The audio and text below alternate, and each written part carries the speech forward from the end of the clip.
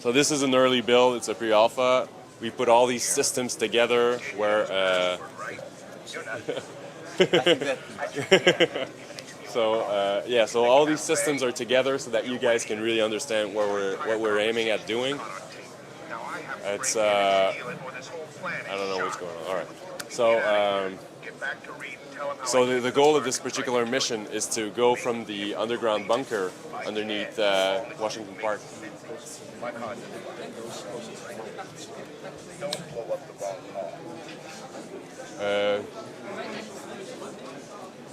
Je sais pas, j'ai pas entendu rien. Anyway, sorry.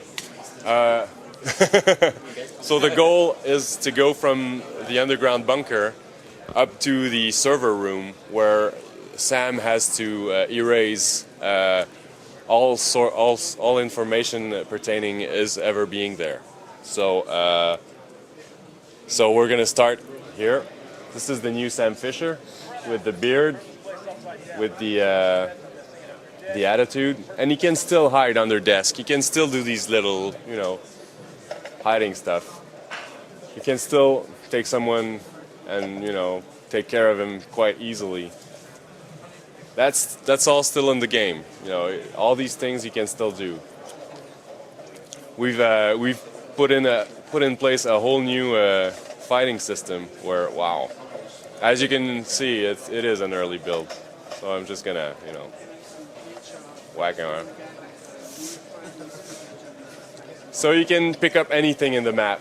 You can throw anything everywhere. Throw it at some guards. Put them on the ground. Got a whole new way to play. So you can pick up anything. You can, if you throw stuff at like these cones over there, they're gonna move, they're gonna break. So the whole system is all dynamic. You can really use anything in the environment to really improvise and really use everything around you, right? Okay. So as you can see, Sam can still kick ass. He can still do all these different things that made him like the super spy that he was, right?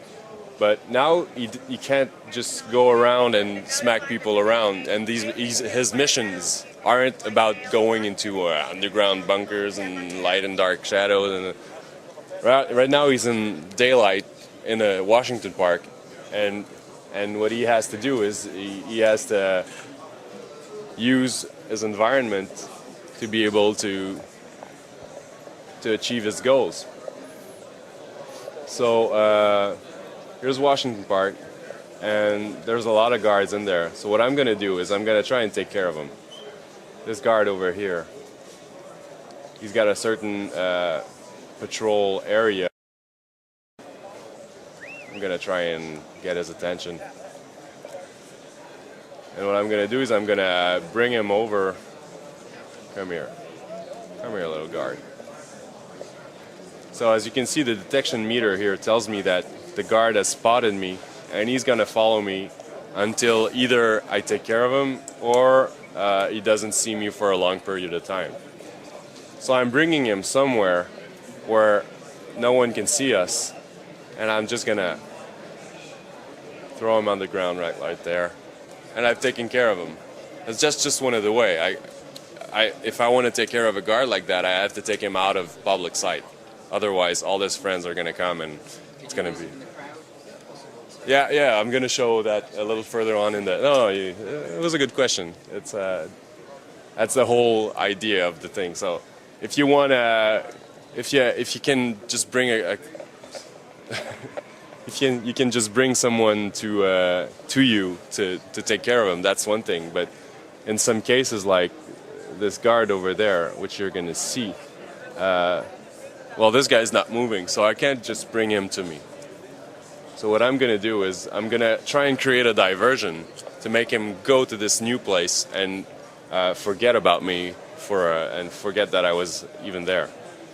So here's this tourist guide. She's talking to all these people about how Washington Park is beautiful and so on. What I'm gonna do is I'm gonna steal something from her. And we've got an ownership system where she knows that something's been stolen from her, and she's going to react to it, and everyone's going to react, and it's going to create a commotion over there. And oh, as you can see, the guard is already coming. So I'm breaking his stuff. He's checking out what's going on, so I can just go past him like that, and the guard is behind me.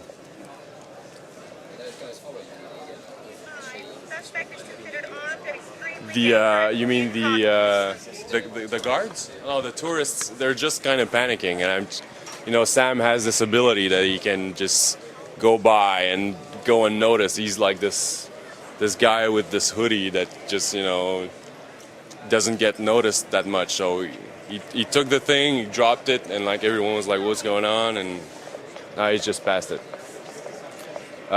So next step is going to be to go unnoticed in this little area. So I'm going to use the crowd, a new blend-in crowd system where we're following the civilians, and they're noticing me if I stay hooked on them for too long. So I can join in their discussions here, and I can hear what they're saying about last night's game or whatever. And if I stay there for too long, they're gonna spot me. So I gotta go on to the next one. So I can just kind of sail from people to people, a bit like a Frogger gameplay or something, where everyone is a safe zone, and whenever I mimic whatever they're doing, I'm safe. I'm basically stealthy. I'm hidden from people, basically. So it's not about light and dark anymore. It's really about being able to go into a certain place where I'm not going to be noticed. So it's all about going unnoticed.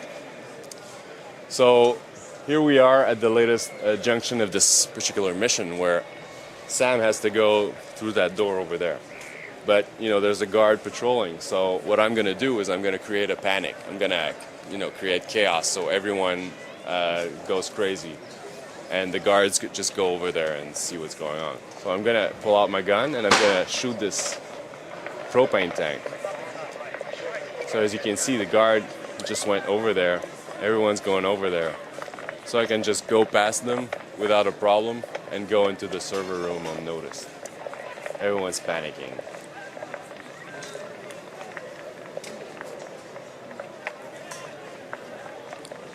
So that's it. That's basically the idea. The idea is to have a certain mission and to have a certain goal and to and to have all the whole map to work with. So you can go at it in a number of different ways. You can improvise it any way you want. The only thing is you have to go to that place. I could have come from the other side, used the crowd, used like maybe some other gadgets that I'm going to get from the black market, like create some other explosion somewhere else, or blow up a car, or start an alarm system on the car, or there's a lot of different things that the player is going to be able to do, and we're going to teach him all these different tricks. And they're not the same tricks as an agent. They're the tricks of a fugitive. So this is what we're super excited about. This is coming out for Christmas this year. So it should be super cool. And yeah, if you have any questions.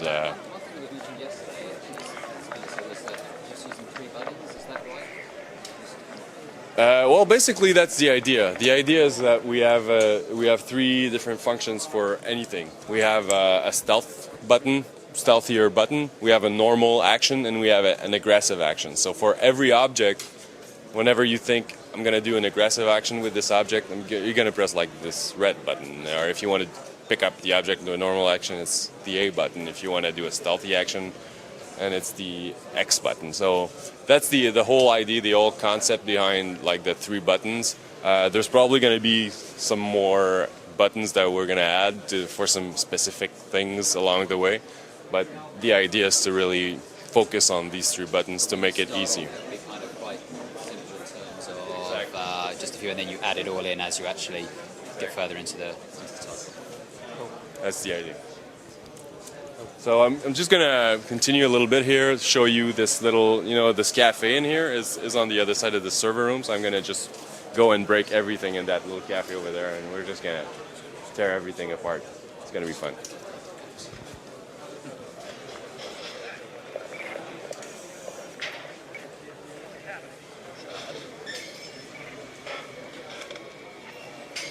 Something's not right.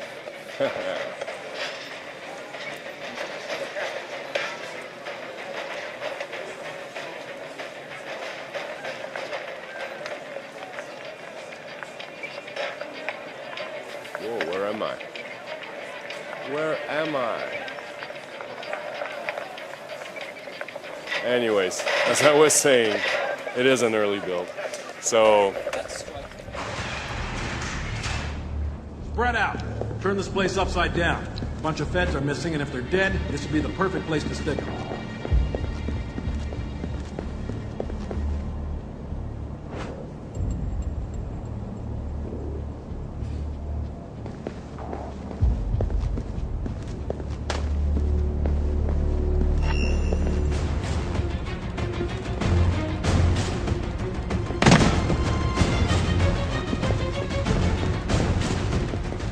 Where is he? In a bunker? What is it? It's a bunker, and you can realize that, in the previous Splinter Cell, when you were detected such ways, that was roughly the end of the gameplay. Now it's the beginning, because you can fight, as you've seen. You can pick up any object and throw it and use it, as a weapon, which is very cool, actually. And this makes you improvise through the environment. Whatever's around him. There you go. So the controls are very simple. It's a sort of a sports game philosophy with a 3-button simple controls that you can improve through the gameplay. We're gonna move to the next scene where it introduces our for the first time the crowd. So as you can notice, Sam has changed a lot. White male, approximately 6 feet tall, salt and pepper hair. Sam is gonna wear a hoodie in order to hide properly in the crowd, because if the guards are recognizing his face, then they'll go after him. There you go. So what Daniel is trying to do, there's an important information Sam needs to find in the back house of a cafe, in the back office of the cafe, and in order to get there, he needs to avoid all the guards. Some of the classic stuff we've seen in the previous Splinter Cell, but with a brand new type of interactions. So, whoops! Here's the guard seems to have discovered, that He saw his face. Yeah, it's suspicious. So he's following Sam slowly, but Daniel is smart, and he brings him in a place where. Wow! Well done, Daniel. There you go. Well played. So it's been very unnoticed. serious about this. Yeah, well, this kind of action done through the crowd would have made everybody scream, and so the reaction would have been much Right. different. So it's smart to do it this way. What are those statues? Those are statues in a Washington park. This part of the game takes place in Washington. Okay. So Sam needs to move forward and go to the cafe, but there seems to be a guard, on the top left of the screen watching, this zone. So you need to create diversion. Diversion is key to this game. You need to, like here, Daniel has been stealing a cell phone, so now the crowd is reacting. The policeman is moving to investigate about what's happening, and the crowd is snitching Sam. So they're pointing, that is where's the guy who's been stealing the cell phone. And this is a great opportunity because Sam can now pass by the area he wanted to go and move forward in the action. So you can recognize that in terms of look of Sam. Sam is wearing very few things on him. He has a bag, so he can put a little bit of accessories and gadgets he will find in the black market. He's wearing his hoodie when he's trying to blend in crowds in such ways. So by moving forward, once again, we're trying to reach this vital information because Sam, he needs to prove his innocence. So by moving forward, and because because the cafe is full of guard, we're going to create a bigger diversion, and there are many ways of doing it. I don't know which one Daniel will pick up. Okay, so he decides to shoot on this, propane tank, making an explosion. So all the guards are running, through the area and react to what's going on. While now Sam can go in the back office of the cafe and get the information he needs. We were talking about dynamic environment, picking up objects. Now that's the kind of thing you can do with the game, is to move object and barricade yourself. Who plays these games? Kids, young boys, adolescents, adults? Well, it's mostly adults, I would say, in terms of genre. We've been spending a lot of time to manage this dynamic environment because in a first-person game it's easy to pick up things and throw it away, but in a third-person we spend 6 months matching the hands properly on the objects you're picking. So it was a huge challenge. So this is the rough overlay elements we wanted to show you today. We'll invite you tomorrow to come to the booth and have a So everybody can play. Well, no, it's not playable, but we're gonna play for you, and so you guys can see a little more of what we've shown today. You'll be in trouble, Daniel, now. Ce qu'on s'apprêtait à voir, c'est le nouveau Splinter Cell Conviction, où ce que maintenant Sam est un fugitif. Il doit utiliser les moyens du bord, comme on dit. Donc, il doit utiliser, comme ici, en dessous du bureau, pour se dissimuler, se cacher. Là, je peux utiliser stratégie un petit peu plus stealth de l'étouffer, le policier ici. Mais là, vu que mon environnement est totalement interactif, je peux utiliser tous les moyens qui sont à ma disposition pour me défaire de mes ennemis, de ceux qui me pourchassent. Fait que là, ici, on va utiliser le bureau et les étagères. Si je me rends ici, je vais prendre des cubes. Et avec les cubes, je vais pouvoir les lancer. Et utiliser le container ici. Et voilà, tout le monde est inconscient. Voler un walkie-talkie pour suivre les conversations des policiers pour savoir quel est l'état de Sam Féchat en ce moment, s'il est très poursuivi ou peu poursuivi.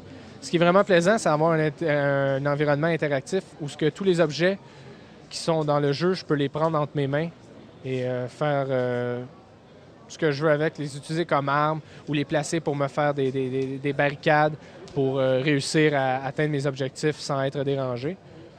Puis, ce qui est vraiment plaisant, c'est d'avoir un système de poignée, de handle, si on veut en anglais, où ce que Sam positionne ses mains sur un objet, peu importe dans la position dans laquelle il est. Fait, peu importe comment que l'objet se trouve à terre, Sam va le prendre, puis l'engin ne portera pas attention. Puis ça enlèvera pas de frame rate au jeu, ça diminuera pas la qualité de jeu. On a différents types d'animations aussi où ce que Sam, il peut courir, il est pourchassé, disons, par un policier. Il court, ramasse une chaise et l'utilise comme une arme, tout dans une seule animation. Fait comme ça lag jamais. Là, ici, on a différents types d'intelligence artificielle. Fait qu'il faut que je fasse attention. Comme si ici, je joins un groupe de femmes, d'hommes barbus, ça risque de pas trop... Là, ici, j'attire l'attention, justement. Comme, qu'est-ce que vous faites ici, monsieur? Vous n'êtes pas notre ami, là, s'il vous plaît. Veuillez continuer votre chemin. Là, j'ai le policier ici qui a eu un aperçu de mon visage, parce que présentement, je suis dans 2 tiers du jeu, dans l'histoire, où ce que Sam est hautement recherché. Puis là, j'attire le policier loin de la foule, parce que je veux pas que la foule me dénonce. Si, disons, je suis en train de battre un policier en plein milieu d'une foule, je risque de causer pas mal de me causer pas mal de troubles, plus que d'autres choses. Fait qu'ici, je vais m'attaquer au policier un peu à la retirée. Et voilà. Donc là, je vais pouvoir vaguer à mes occupations de façon plus calme et posée pour aller voir l'autre policier qui est ici, au loin, mais que lui ne semble pas vouloir patrouiller.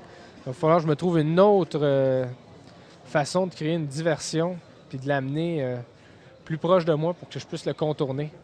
Donc là, on est ici. Oups, désolé, monsieur, je suis dans votre chemin. Ici, on a des gens qui assistent à une de conférence. Fait que si j'arrive ici et je lui vole peut-être son téléphone ou le laptop, tout simplement, je vais prendre le laptop. Oh, là, le policier... Ouais, justement, les gens sont un petit peu en état de panique.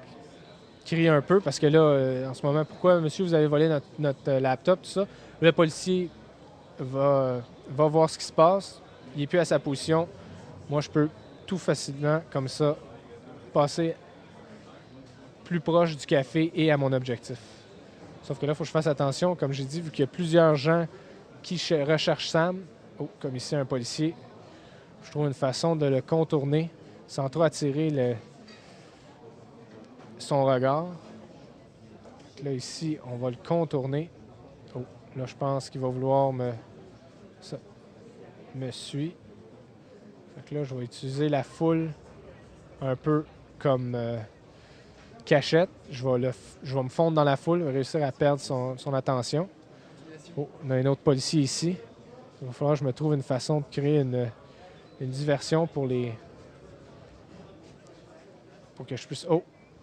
Là, c'est un dispatch. Fait que là, je risque d'avoir des policiers qui s'en viennent à moi. Mais si je les attaque en arrière du café, je devrais pas trop avoir la foule dans mon chemin. Comme vous voyez, tous les objets sont interactifs.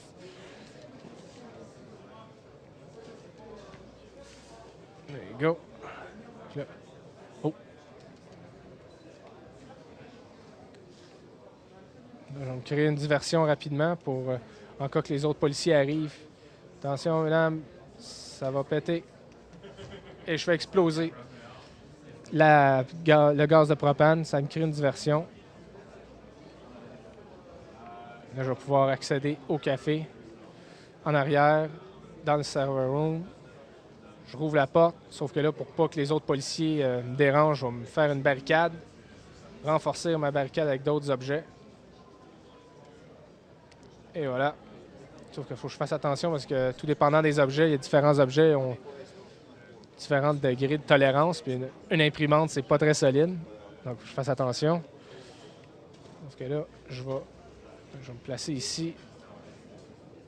Déliter mes dossiers. Comme ça, je serai pas retracé. Oh. Je vais prendre la chaise, tasser du chemin. Je vais tout simplement passer au travers de la vitre.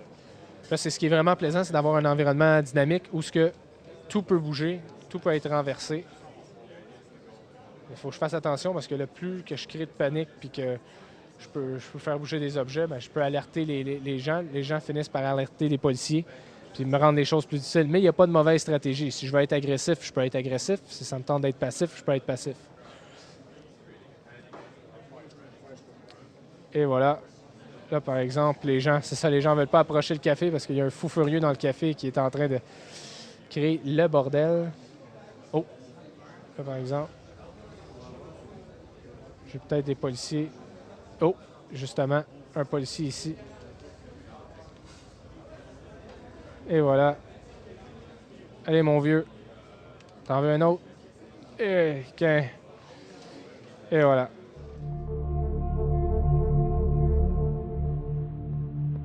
Previous games, on Chaos Theory and others, there was the game were either developed in Shanghai, in France for the multiplayer, or in Montreal.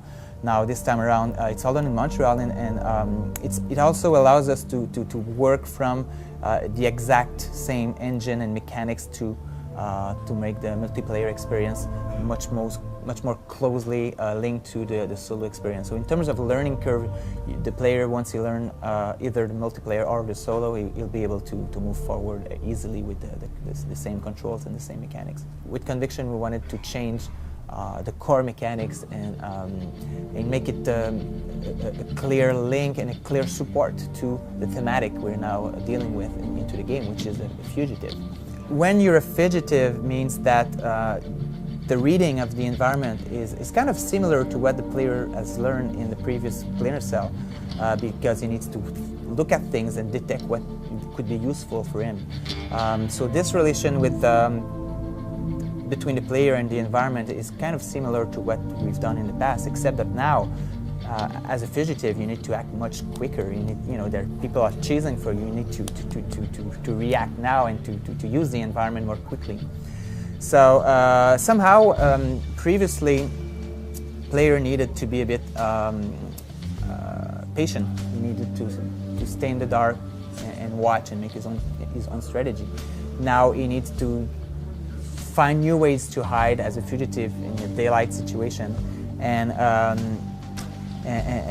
we've created a whole dynamic environment, so the player can pick anything in the environment, can move object, he can hide behind things, he can use the environment to move forward in his mission. And this is that was the key to us of a fugitive experience, being able to do anything you want in the environment and interact with mostly anything that is visible in the environment as a tool, as a weapon, or as a defensive object. That was very important to us, because then when comes the time to translate this tactical experience into quick actions, it's pure improvisation. In the previous Splinter Cell, because you were looking for lights and shadows, as safe zones for you to hide, you could interact with lights, but those safe zones were remaining kind of static, so you could predict where you could move and make your own tactics about navigation in the environment. Now we're moving that into what we call active stealth, because all those static points that we had in previous game are now moving. Just think about the crowd, which is a good example. If you can just following a little group of people and feel that you can blend into it and to avoid guards that are looking for you, it's one way to be in a safe zone that is moving, that is active. There's many other ways to hide in the environment. So we strongly feel that in terms of realism, this game is a progression, because it refers to environments that are to everyday environments, so public areas, civilian context. So and it's because these are more familiar with most of the gamer. I think people will learn to develop skills to read the environment more easily, and that will make a difference as well at the end.